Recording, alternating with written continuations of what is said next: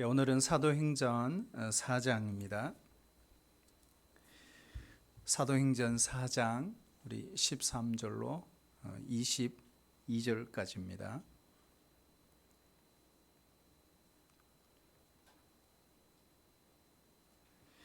사도행전 4장 13절로 22절까지입니다. 우리 교독으로 우리 한 절씩 나누어서 읽고요. 22절 합독하도록 하겠습니다. 그들이 베드로와 요한이 담대하게 말함을 보고 그들을 본래 학문 없는 범인으로 알았다가 이상히 여기며 또 전에 예수와 함께 있던 줄도 알고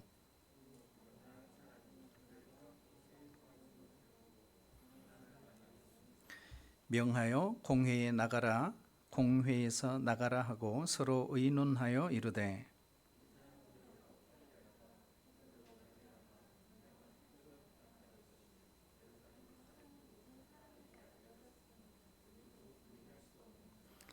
이것이 민간에 더 퍼지지 못하게 그들을 위협하여 이후에는 이 이름으로 아무에게도 말하지 말게 하자 하고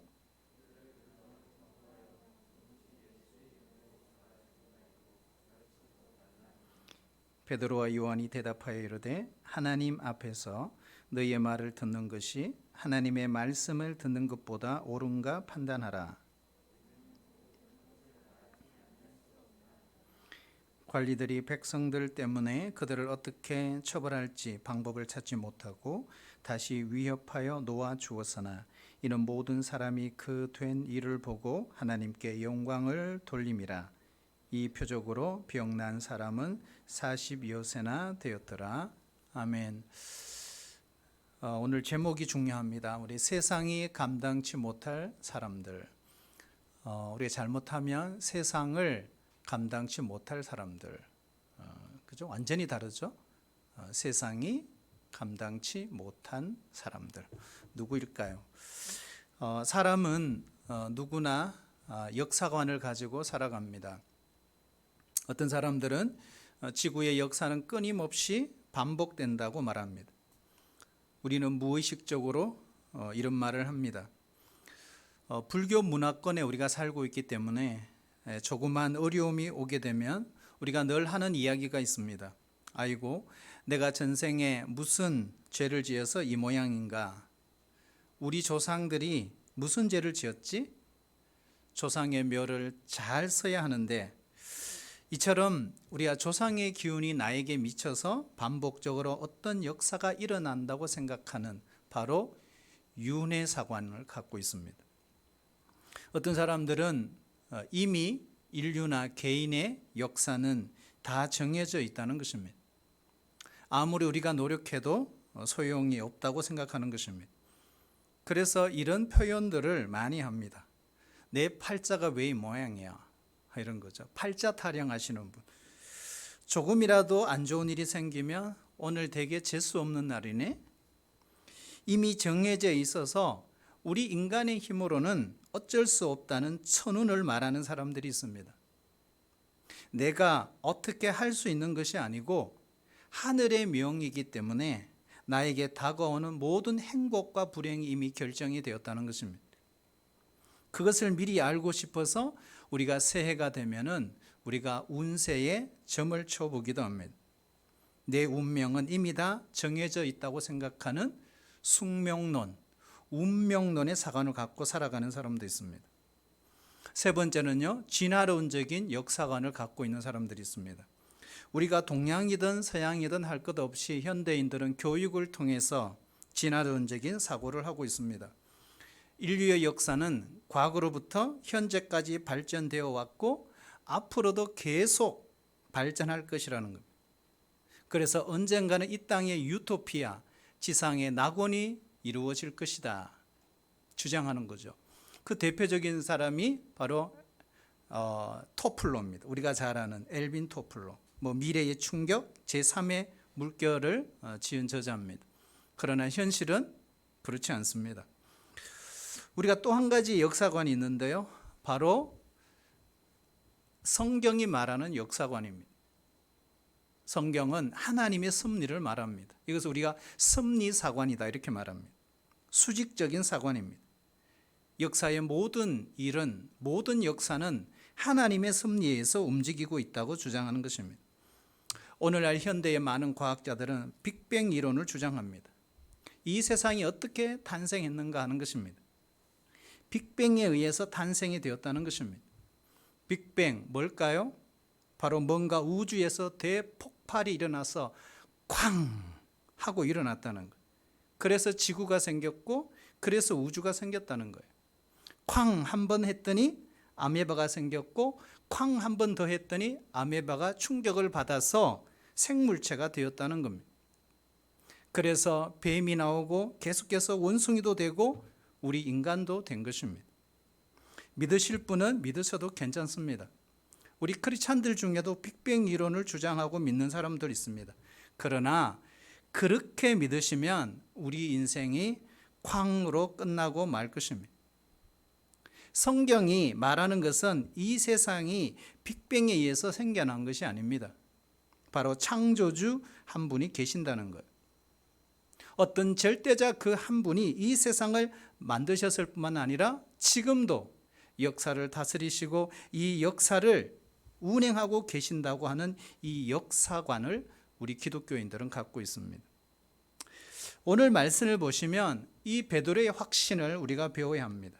확신에 찬 그 정언을 들었던 당시의 최고의 권력자들이 할 말을 이뤘습니다. 그래서 사도들을 공회 밖으로 잠시 내보내고 그들은 머리를 마주 맞대었습니다. 이 사람들을 어떻게 할까?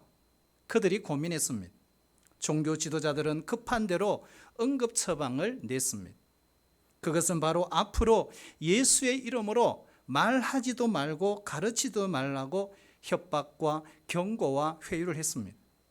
그러나 베드로와 요한은 거기에 굴하지 않았습니다. 19절 20절에 보시면 이 신앙을 우리는 말투스의 신앙이다, 마르투스의 신앙이다 이렇게 말합니다. 우리 같이 한번 읽어보겠습니다. 시작.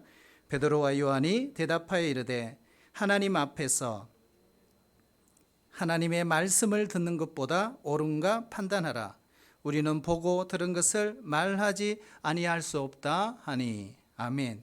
여러분 얼마나 부러운 믿음입니까? 여러분 하나님께서 우리에게 이런 믿음을 주시기를 바랍니다.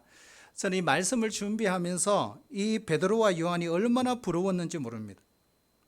우리가 예수를 믿는다고 할 때 적어도 이 정도의 확신은 있어야 하지 않겠습니까? 이 정도의 담대함은 있어야 하지 않겠습니까? 결국 그 사도들의 그 용기는 당시 최고의 권력자였던 종교 지도자들의 기세를 꺾었습니다. 종교 지도자들은 눈 멀쩡히 뜨고 사도들을 놓아줄 수밖에 없었던 것입니다. 하나님께 붙들린 사람들의 모습에는 한 가지 특징이 있습니다. 그것은 바로 그 어떤 것에도 두려워하지 않는 담대함입니다. 세상을 이기는 담대함이 우리의 삶 속에 나타납니다. 사드락과 메삭과 아벳네고를 우리가 아시지 않습니까? 느부갓네살 왕이 금으로 신상을 세웠습니다. 그리고 그들에게도 여기에 절하라고 강요했습니다. 모든 백성이 다 절했음에도 불구하고 이 세 친구는 절하지 않았습니다. 그때 왕이 노하여 분노하여 협박합니다. 만일 절하지 아니하면 즉시 너희를 극렬히 타는 풀무 가운데 던져 넣을 것이다. 능히 너희를 내 손에서 건져낼 신이 어떤 신이겠느냐라 말했습니다. 그러나 사드락과 메삭과 아벳네고는 뭐라고 말했습니까? 이렇게 말했어요. 우리가 섬기는 하나님이 우리를 극렬히 타는 풀무와 왕의 손에서 건져내실 것이라고 답을 했습니다. 그러나 그 다음이 중요한 말이 있습니다. 그리 아니하실지라도 우리가 왕의 신들을 섬기지 아니하고 왕이 세운 이 금신상에 내가 절하지 아니할 줄을 아시옵소서. 왕을 향해서 맞섰습니다. 느부갓네살이 분이 가득하여 그들을 향하여 낯빛이 변했습니다. 그 불이 얼마나 뜨거웠던지 그 불이 사드락과 메삭과 아벳네고를 붙든 사람들을 태워 죽였습니다. 그런데도 결박된 채 극렬히 타는 그 풀무불 가운데 떨어진 이 세 사람은 타지 않았다고 했습니다. 이뿐 아닙니다. 이들에게 놀라운 일이 일어났습니다. 결박되지 아니한 모습으로 네 사람이 불 가운데 다니고 있었습니다. 전혀 상하지도 않았습니다. 그들의 몸은 물론이고 머리털, 얼굴빛 하나 변하지 않았습니다. 불에 탄 냄새도 나지 않았습니다. 다니엘도 사자 굴 속에 들어가는 위협을 받았습니다. 그러나 결국 그는 사자 굴 속에 던져지면서 전혀 타협하지 않았습니다. 담대했습니다. 우리가 순교의 역사를 읽어보면 초대교회의 성도들은 하나같이 순교했습니다. 목베임을 당하여 죽고 때로는 불에 태워져 죽었습니다. 그러나 그중 그 누구도 예수님을 부인하거나 두려워했던 자가 하나도 없었습니다. 무엇이 그들을 그토록 담대하게 만들었을까? 히브리서 11장에 보면 믿음의 사람들을 열거하고 있습니다. 그럼 다음 히브리서 기자는 마지막 결론으로 이런 이야기를 합니다. 믿음으로 그리고 그들에 대한 마지막 평가를 이렇게 말합니다. 이 사람들은 세상이 감당하지 못하는 사람들이라고 했습니다. 세상이 감당하지 못하는 담대함이 그 속에 있었다고 우리에게 가르치고 있습니다. 오늘 13절에도 보시면 그들이 베드로와 요한이 담대하게 말함을 보고라고 했습니다. 여러분, 이 사도들에게 어떤 마음이 있었을까? 이 세상에 어떤 것에 대해서도 그들의 마음속에는 추워도 조금도 두려움이 없는 태도가 있었습니다. 사도들은 도대체 어디에서 이러한 담대함을 얻었을까요? 우리가 담대함 하면은 오해하는 경우가 있습니다. 무식하면 용감하다.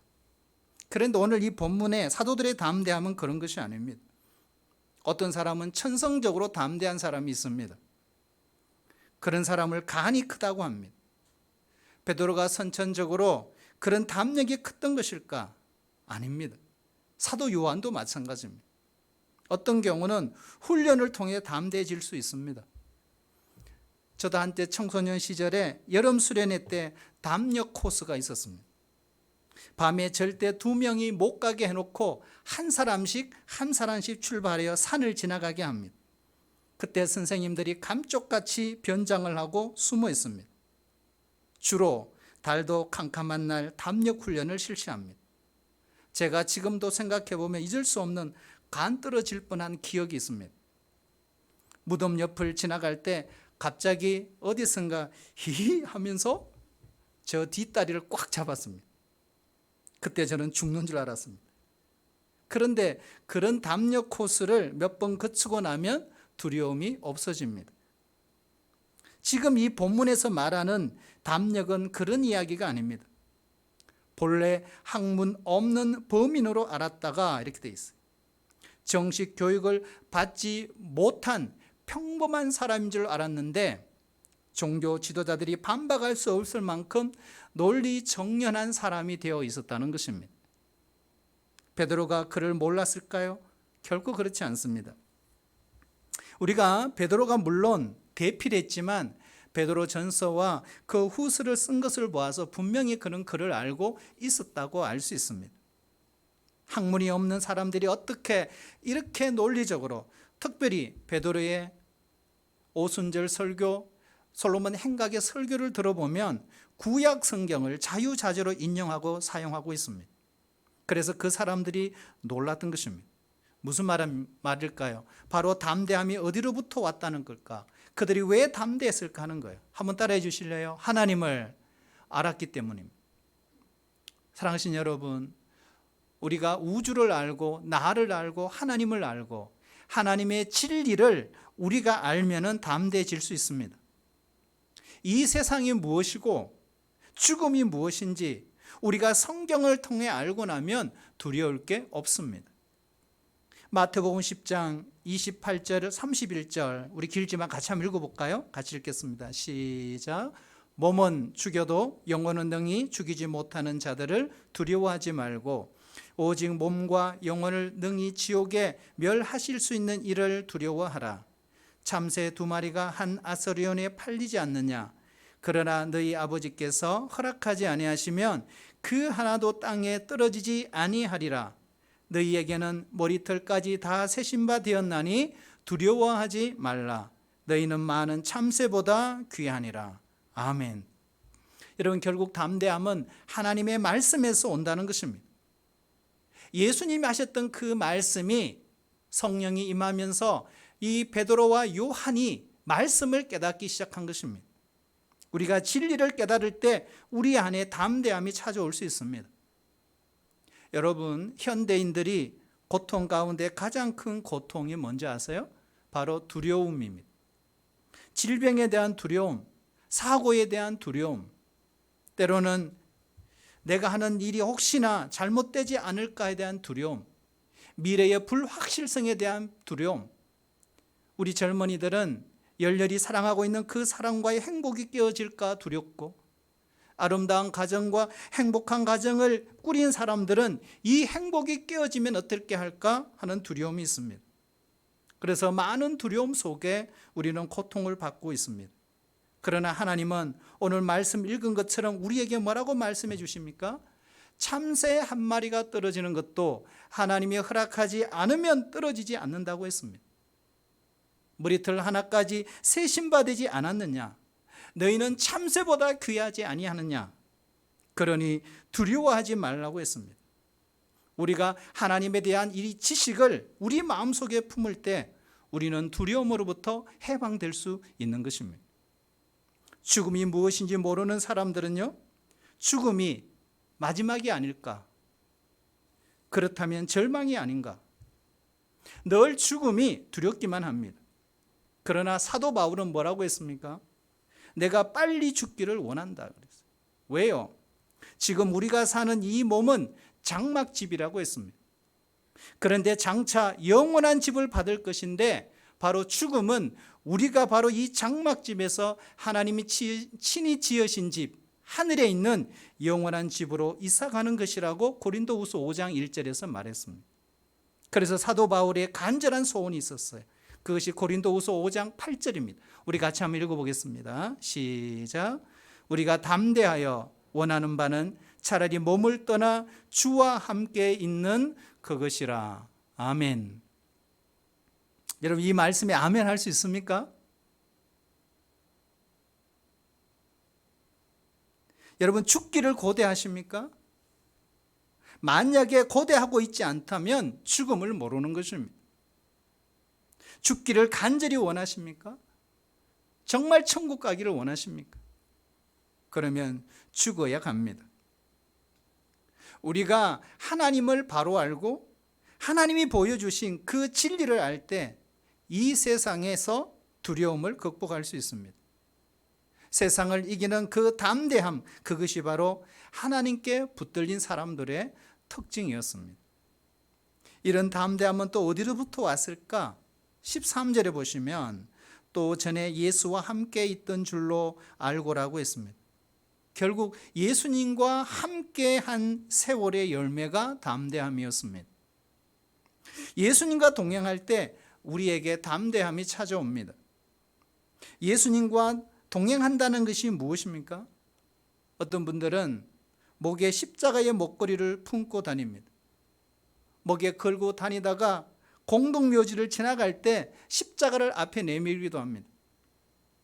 오늘 여기에서 말하는 동행은 그런 동행이 아닙니다. 여러분, 베드로를 보세요.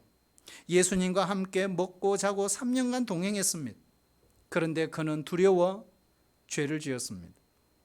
로마 군인이 목에 칼을 갖다 대고 너 예수 알지? 이렇게 물은 것이 아닙니다. 여종 앞에서 너 예수와 함께 있었지? 하고 물었습니다. 그런데 예수님을 3번이나 모른다고 했습니다. 그것도 모자라 저주하며 맹세까지 했습니다. 3년이나 예수님을 따라다녔는데도 불구하고 그랬어요. 그런데 오늘 말씀에 보면 베드로가 왜 이렇게 담대해졌을까요? 왜 그렇게 됐을까요? 바로 십자가에 달려 돌아가신 그 예수님이 3일 만에 부활하신 거예요. 그래서 부활의 주님을 체험한 것입니다. 그는 부활의 증인이 된 것입니다. 그리고 그 예수님이 어떤 분이신지를 깨닫게 된 것입니다. 그리고 그 예수님을 마음 가운데 진정으로 영접했기 때문에 그렇습니다. 우리도 부활하셔서 지금도 살아계신 예수님을 마음에 영접하는 성도들이 되시기를 축복합니다. 내 안에 계신 예수님과 우리는 날마다 동행해야 합니다. 아침에 일어날 때, 아침에 출근하며 버스를 탈 때, 운전하고 출근할 때 예수님의 이름을 부르며 교제해야 합니다. 항상 쉬지 말고 기도해야 합니다. 우리가 잠자리에 들었을 때도 예수님과 대화해야 합니다. 꿈속에서도 하나님의 기쁨이 되어야 합니다. 이럴 때 우리는 이 세상을 이기는 담력을 얻게 되는 것입니다. 주님이 늘 내 곁에 계시니 아무것도 두려울 것이 없습니다. 이러한 주님과의 동행을 체험하는 우리 모든 동부 공동체가 되시기를 축복합니다. 우리가 이처럼 하나님께 대한 올바른 지식을 알고 그리고 예수님과 동행할 때 담대해질 수 있습니다. 오늘 14절 말씀 우리 같이 한번 읽어볼까요? 14절요. 시작. 또 병난 사람이 그들과 함께 서 있는 것을 보고 비난할 말이 없는지라. 아멘. 자, 여기에 병난 사람이 누굽니까? 바로 사도행전 3장의 성전 미문에서 날 때부터 안전병이 되었던 사람입니다. 그 사람이 오늘 고침받아 오늘 산헤드린 공회 앞에서 두 사도와 같이 서 있는 것입니다. 이게 무슨 말씀일까요? 바로 믿음의 체험을 해야 한다는 것입니다. 그래야 담대함이 생깁니다. 여러분, 많은 사람들이 믿음을 가지고 있다고 말하지만 다 관념적인 믿음에 불과합니다. 체험적인 믿음이 없습니다. 그러니까 담대하지 못합니다. 그러니까 믿음대로 살지 못합니다. 그러니까 말씀대로 순종하지 못합니다. 남의 이야기를 많이 들었어요. 성경의 이야기를, 설교를 많이 알고 있습니다. 남의 간증도 많이 들었습니다. 그러나 내 체험이 없어요. 사도 베드로가 그랬잖아요.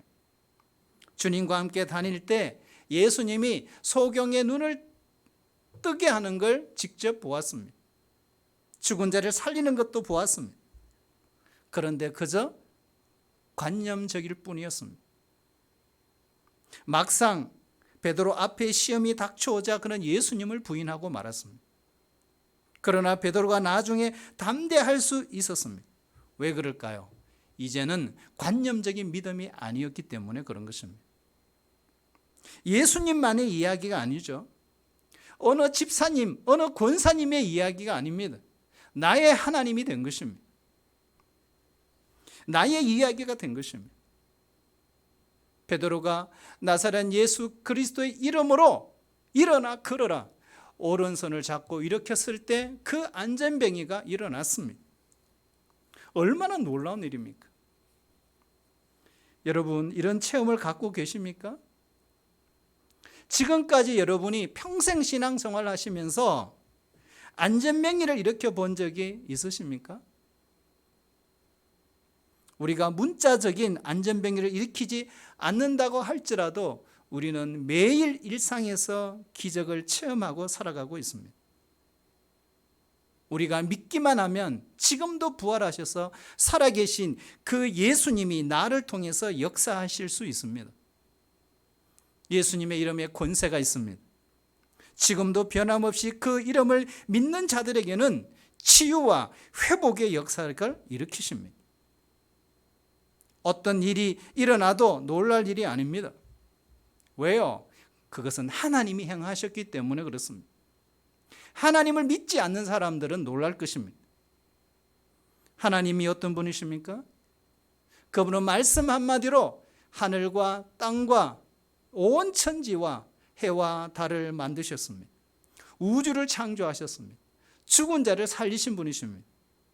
그 하나님이 안전병이 좀 일으키는 것 아무것도 아닙니다. 이것이 우리의 문제잖아요. 뭐가 문제일까? 늘 우리가 하나님을 믿는다고 하면서도 하나님을 제한합니다. 이건 안 돼.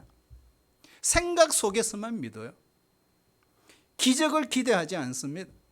상식을 벗어나지를 못하는 겁니다. 도저히 변화되지 않을 것 같은 내 남편이 믿음으로 예수님의 이름의 권세로 부를 때 그가 돌아오는 것입니다. 예수님의 이름으로 믿고 기도할 때 도저히 끊을 수 없었던 나쁜 습관들이 나에게서부터 끊어진다는 것입니다. 사랑하신 여러분, 내가 믿는 예수님, 내가 믿는 그 신앙을 반드시 체험할 수 있기를 축복합니다. 우리가 세상을 변화시키기 위해서는 신앙을 체험을 반드시 있어야 합니다. 신앙의 체험이 있어야 합니다. 오늘 베드로와 요한, 그들은 부활의 증인입니다. 그들은 증인이에요. 우리가 보고 들은 걸 말하지 아니할 수 없다. 증인은 전파자가 아니죠. 선전하는 사람이 아닙니다. 내가 직접 보고 듣고 체험한 것을 다른 사람에게 말하는 사람이 위트니스, 증인입니다. 예를 들면 이런 것입니다. 아침에 교회 오다가 어느 사거리에서 교통사고를 목격했습니다. 자동차 2대가 정면 충돌을 했습니다. 그런데 그 차에 가족들이 다 타고 있었는데 아이 하나가 창문을 뚫고 나오더니 핑 하면서 한 50m 정도 떨어져서 반대 차선에 있는 자동차의 운전석에 딱 떨어지는 거예요. 그래서 그 운전수 품에 딱 안겼습니다. 그 아이는 살았지만 그 모든 가족들은 다 죽었습니다. 여러분, 만약에 이 사고를 목격했다고 생각해 보세요. 그러면 이 사람이 예배를 드립니다. 그냥 예배 드릴 수 있을까요? 이 예배가 언제 끝나지? 이 이야기를 빨리 사람들에게 알려줘야 할 텐데 그런 생각하지 않겠습니까? 예배 끝나자마자 사람들을 붙들고 내가 오늘 아침에 어디서 봤는데 말이지, 글쎄 말이야, 아이 하나가 50m 핑, 50m 아니요 100m 그럴 거예요. 100m 핑 하고 떨어지더만 운전석에 딱 앉혀서 살았다고. 여러분, 그날만 말하겠습니까? 만나는 사람마다 한 달, 2달, 아니 평생 그 이야기를 할 줄 모릅니다. 그런데 그 이야기를 들은 사람들 생각해 보세요. 어떨까요? 별로입니다. 놀랍기는 하지만 다음에 이야기할 때는 현실감이 다 떨어집니다. 내가 들었는데 말이야, 그 다음에 들은 사람이 또 다른 사람들에게 이야기를 합니다. 그러면 사람들은 들으려고 하지 않을 것입니다. 무슨 말일까요? 정말 죄송하지만 교회 안에 신앙의 체험이 없는 사람들이 많다는 것입니다. 예수님을 직접 만난 경험이 없는 사람들이 많다는 것입니다. 이것이 심각한 문제죠. 그 결과로 입으로는 절파할 줄은 모르지만 진짜 정의는 아닙니다. 그저 들은 이야기를 연불 외듯이 외는 것밖에 안 되는 것입니다. 그러니까 감격이 없는 것이죠. 이 세상이 변화되지 않는 이유가 무엇일까? 이런 정인이 없기 때문에 그런 것입니다.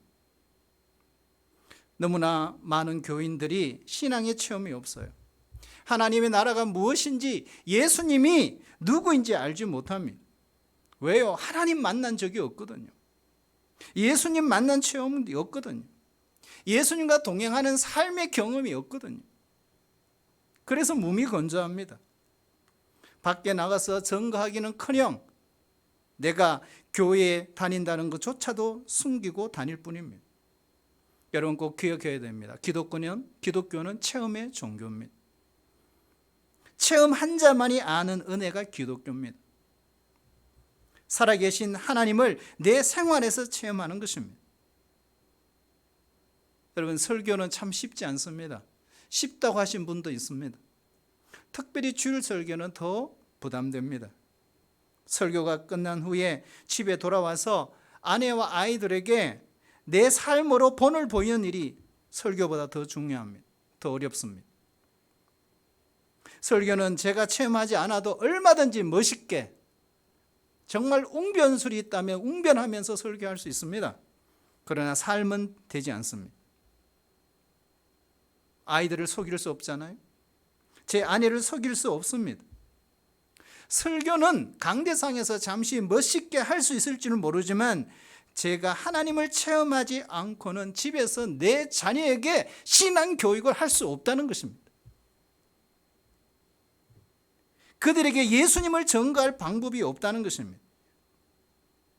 어느 날 새벽에 기도하다가 이 사실을 깨닫게 되었어요.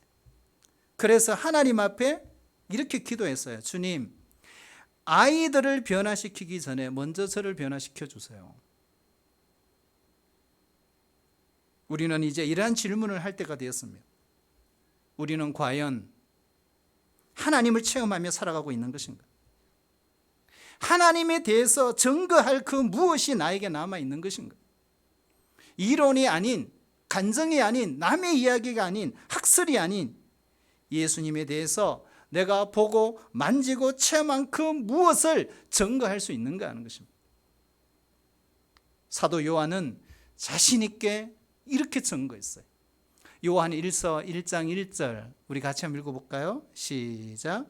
태초부터 있는 생명의 말씀에 관하여는 우리가 들은 바요, 눈으로 본 바요, 주목하고 우리 손으로 만진 바라. 여러분, 예수님을 진짜 만나 보신 적이 있습니까? 만약에 제가 이런 질문을 할 수 있어요. 집사님, 구원 받으셨나요? 네, 목사님, 구원 받았어요. 아니요. 정말 예수님 만나보셨는가요? 이 땅을 만드신 하나님께서 우리를 너무나 사랑하셔서 하나밖에 없는 독생자를 이 땅에 보내주시고 내 죄를 대신 지시고 십자가에 달려 물과 피를 흘리게 하신 그 하나님, 그 넓은 하나님의 품에 여러분의 인생을 맡기며 안겨보신 적이 있느냐는 것입니다. 누가 이 세상을 변화시킬 수 있습니까? 누가 내 자녀를 변화시킬 수 있습니까? 누가 우리 교회를 변화시킬 수 있습니까? 그것은 정인만 할 수 있습니다. 누가 정인이 될 수 있습니까? 하나님을 만난 신앙의 체험이 있는 사람이어야 합니다. 이러한 체험이 저와 여러분에게 충만히 임하시기를 축복합니다. 여러분, 신앙이 무엇인가요? 신앙이 무엇인가요? 신앙은 하나님 앞에 살아가는 것을 신앙이라고 합니다. 신앙생활은 간단합니다. 하나님 앞에서 살아가는 것. 오늘 18절 19절을 보면 베드로와 요한이 그 고백을 하고 있잖아요. 우리 같이 한번 읽어보겠습니다. 18절 19절요. 시작. 그들을 불러 경고하여 도무지 예수의 이름으로 말하지도 말고 가르치지도 말라니 베드로와 요한이 대답하여 이르되 하나님 앞에서 너희의 말을 듣는 것이 하나님의 말씀을 듣는 것 옳은가 판단하라. 아멘. 우리가 왜 죄를 지을까? 왜 죄를 지을까요? 이유는 간단합니다. 하나님 앞에서 살지 않기 때문입니다. 머리로는 하나님을 알아요. 그런데 하나님의 존재를 내 인격적으로 믿지 않아요. 하나님 앞에 살지 않는다는 것입니다. 요나가 그랬잖아요. 요나가 니느웨로 가라는 하나님의 명령을 거역했습니다. 다시스로 도망갔어요. 도망가다가 풍랑을 만나 제비를 뽑았는데 요나가 딱 걸렸어요. 그래서 선원들이 묻습니다. 당신 때문에 이 풍랑이 온 것 같은데 도대체 당신은 누구야? Who are you? 그랬더니 뭐라고 대답했습니까? 요나가 뭐라고 했죠? 나는 천지와 바다를 지으신 하나님을 믿는 자입니다. 이게 정말일까?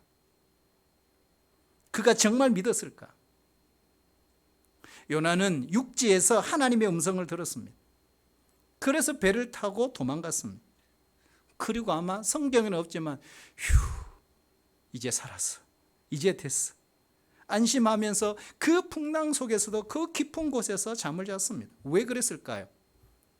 이것 때문입니다. 바다에는 하나님의 손길이 안 미칠 줄 알았던 것입니다. 그런데 말로는 나는 천지와 바다를 지으신 하나님을 믿는 자라고 했어요. 여러분, 우리가 이렇게 살 때가 많아요. 하나님을 머리로만 압니다. 하나님은 모르시는 것이 없다고 말합니다. 그러면서 우리는 늘 하나님을 마치 소경처럼 하나님을 취급합니다. 내가 은밀하게 죄를 지을 때는 하나님이 그걸 모를 것이라고 생각합니다. 왜 타협합니까? 하나님 앞에 살지 않기 때문입니다. 우리가 하나님을 바라보지 않고 환경을 바라봅니까? 왜 타협할까요? 그래서 그런 거죠. 사랑하신 여러분, 누구 앞에서 살아가고 있습니까? 친구의 눈치를 보십니까? 안 그러면 직장 상사의 눈치를 보십니까? 사람을 더 의식합니까? 안 그러면 돈 앞에서 살아갑니까? 이왕의 눈치를 보려면 하나님의 눈치를 보시기를 축복합니다. 하나님 앞에서 살아가시기를 바랍니다. 저의 목회도 하나님 앞에서 목회하고 싶습니다. 우리 교회도 하나님 앞에서 살아가는 많은 신앙인들이 모여 늘 하나님 앞에서 살아가는 공동체가 되어야 합니다. 예수님을 믿는 것은요, 변화입니다. 축복받으려고 예수 믿는 게 아니에요. 우리는 변해야 합니다. 이 사도들처럼 변해야 합니다. 하나님은 과거를 묻지 않아요. 지난 날을 묻지 않습니다. 그저 오늘 우리가 변화되기만을 원하세요. 과거에 내가 어떤 영의 인도를 받았든지 오늘 성령의 인도함을 받고 하나님의 말씀의 인도함을 받으면 되는 것입니다. 우리 모두 이 코로나19 시대에 어렵지만 세상을 이기는 성도들이 되시기를 축복합니다. 주님과 동행하시길 바랍니다. 하나님 앞에 살아갑시다.